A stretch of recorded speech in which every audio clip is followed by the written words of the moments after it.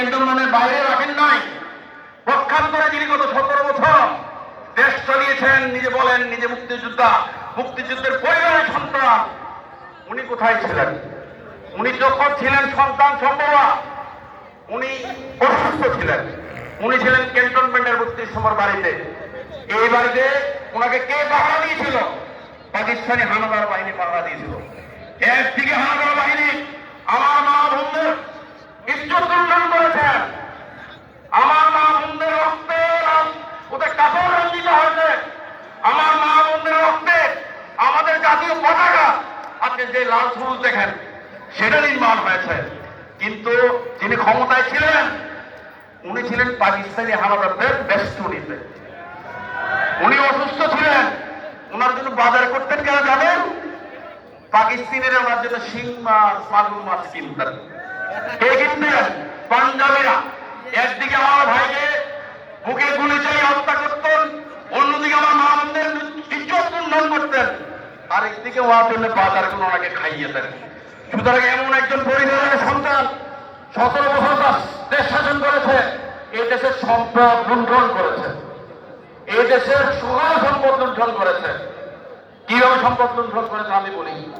আজকে যে আমাদের অর্থনৈতিক সচ্ছলতা, আমাদের ঘরে ঘরে বাতি জ্বলে, আমার ভাই বিদেশ আছে, আমার চাচা বিদেশ আছে, আমার বাবা বিদেশ আছে।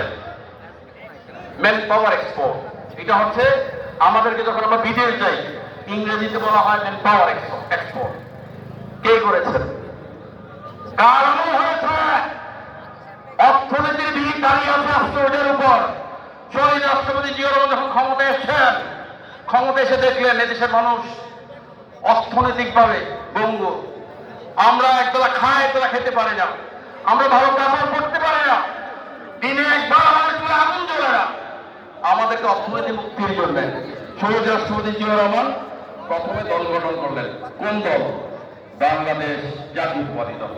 তারপর উনি কি করলেন? মিডিল ইস্টে গেলেন, শেখদের কাছে গেলেন, মিটিং ডাকলেন। মিটিং ডেকে কি বললেন? কি আহ্বান করলেন?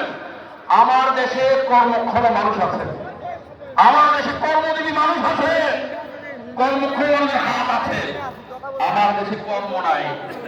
তোমাদের দেশে কর্ম আছে, আমার দেশের মানুষদেরকে দিশা দাও, তারা আসুক, তারা এসে কাজ করুক তোমার দেশে।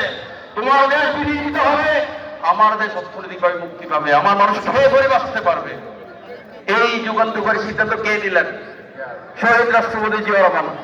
বাংলাদেশ দাঁড়িয়ে আছে দুটি অর্থনৈতিক সূচকের উপর। কয়টি অর্থনৈতিক সূচক? দুটি। একটি হচ্ছে man power export, foreign currency যেটা রেমিটেন্স আছে, আমাদের প্রবাসী ভাইয়েরা আছে। আরেকটা হচ্ছে আমরা কাপড় সিলাই, আমরা যারা গার্মেন্টস করি, নাম শুনেছেন। গার্মেন্টসে পৃথিবীর কোথাও নিয়ম নাই, আমাদের দেশে যেহেতু টেক্সটাইল নাই, আমাদের দেশে আমরা কাপড় বুনতে পারি না। শহীদ